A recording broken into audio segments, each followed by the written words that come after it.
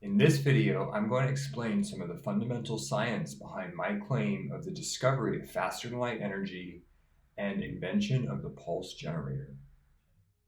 I'm going to give a very quick high-level recap of the history of the science and physics discoveries that were critical to my understanding.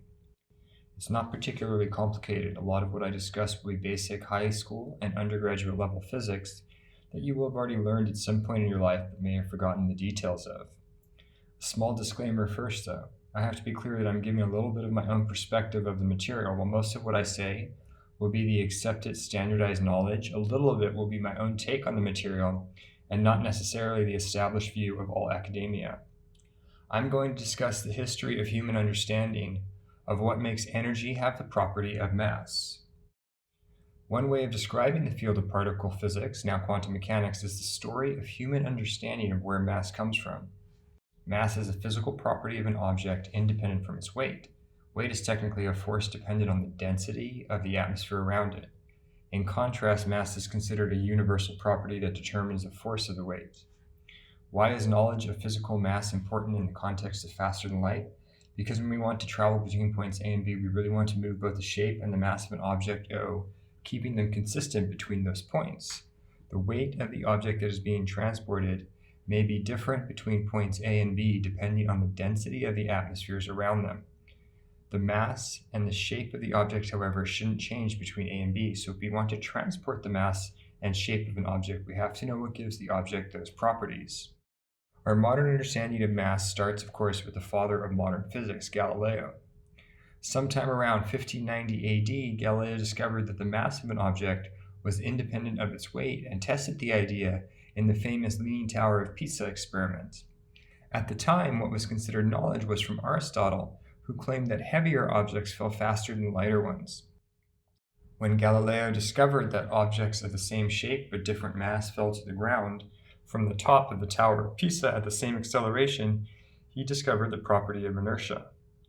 Inertia is integral to the property of mass and is defined as the fundamental natural resistance any object with mass has to change its speed or velocity without external force applied. For example, an object at rest on a table will not change its speed or direction in isolation unless external force is applied to it. This is due to inertia.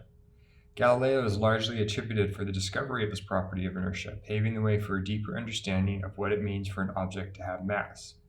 The next fundamental discovery for human understanding of mass was made by Sir Isaac Newton, one of the most influential mathematicians and scientists who has ever lived, who is also famous for discovering the idea of gravity while being outside and seeing an apple fall from its tree.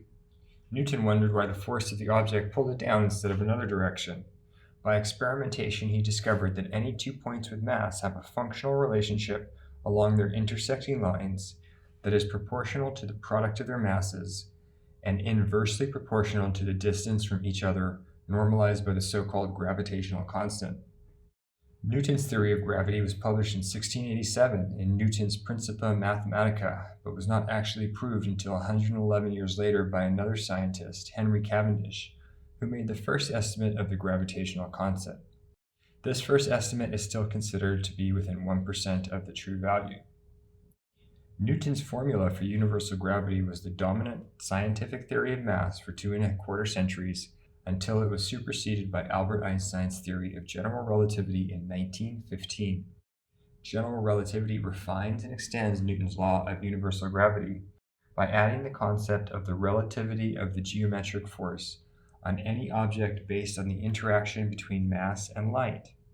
In Einstein's geometric interpretation of space, gravity and light together form space-time. A dense enough mass bends the curvature of the light in transit around it. The interaction of these forces play into his famous equation from 1905 equals mc squared, which states that the ratio of energy E and mass m are related by the constant of the speed of light squared, c squared. While E equals mc squared is still a theoretical equation, the theory of general relativity governed by the Einstein field equations is the dominant theory of gravity in physics today. More recently, in 2012, the Higgs boson was confirmed discovered at the Large Hadron Collider in Geneva, Switzerland. Peter Higgs is the scientist who predicted the existence of the Higgs field and boson in 1964. Higgs' theory was that there had to be an elementary particle with no spin that was responsible for providing weight at the subatomic and quantum level. There are currently 4 known bosons with a spin of 1 that provide mass to light and the strong and weak nuclear forces, the hypothesized graviton boson, plus the Higgs boson, which is considered spinless and interacts directly with the Higgs field.